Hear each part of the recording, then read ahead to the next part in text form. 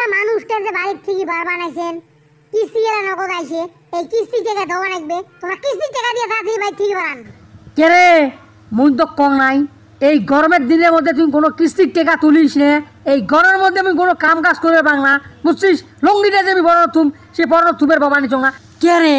মুই তো এত করিয়া কোনো তুই মোর কথা শুনলু না কে রে কিস্তি এলা কি তোর নাম হয় নাকি তা আমার কাছ থেকে তুই টাকা তুললু কিস্তির মাস্টারের কথা শুনিয়ে তুই উঠিস কিস্তি মাস্টারের কথা শুনিয়ে তুই চলিস কে রে কিস্তির টাকা তোলার জন্য তোরা তো কুতকুতি পাচ্ছে কে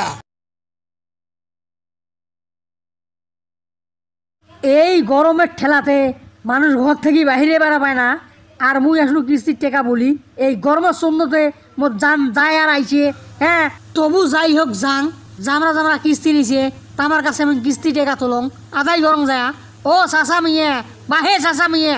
সুট করিয়ে কনে জামাইছেন বাহে কিস্তির টাকাটা দাও তো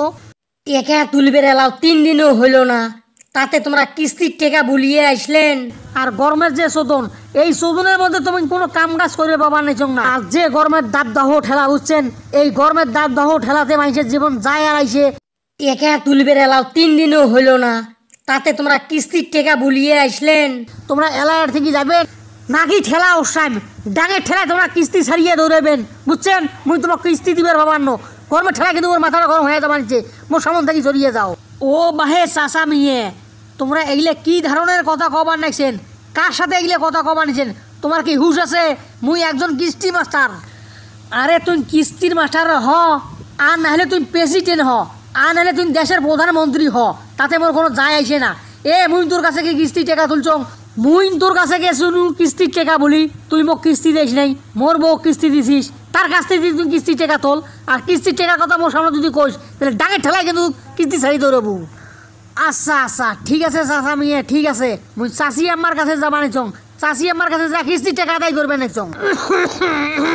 চাষি আম্মা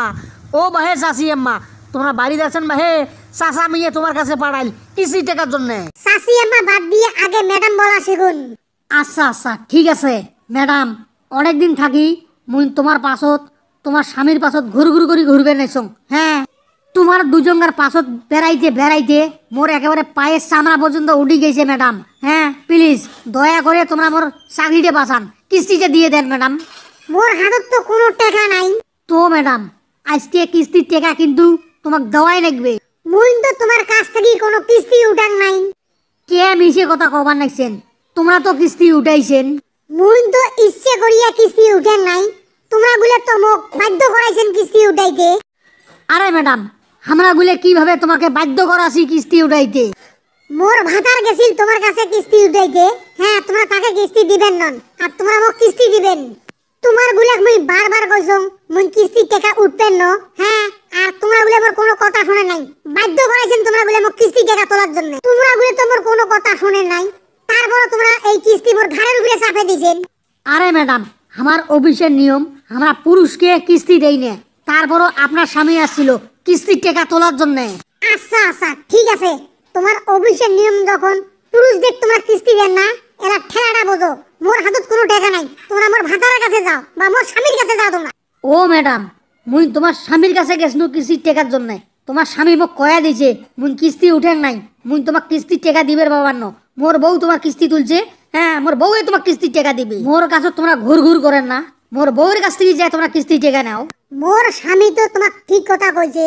কারণ মোর স্বামী করে রোজগার মোর স্বামী করে কামাই মোর স্বামী তোমরা কিস্তির টাকা না দিয়ে তোমরা দিবে স্যার নারীর কিস্তির টাকা হ্যাঁ নারীরা কি দেশের সবাই রোজগার করিয়ে খায় নাকি না ম্যাডাম দেশের নারীরা তো সবাই কাজ করে না মুইও তো কোনো কাজ করং না তাহলে মুই কি করিয়ে তোমার কিস্তির টাকা শোধ করিম সেটা তো মুই জানো না ম্যাডাম হ্যাঁ মুই শুধু জানো আজকে তোমার কিস্তির টাকা দেওয়াই লাগবে তোমরা যায় মোর স্বামীর কাছ থেকে কিস্তির টাকা নিবের পান হ্যাঁ মোর পক্ষে সম্ভব নয় এই কিস্তির টাকা দেওয়ার জীবনে সম্ভব নয়।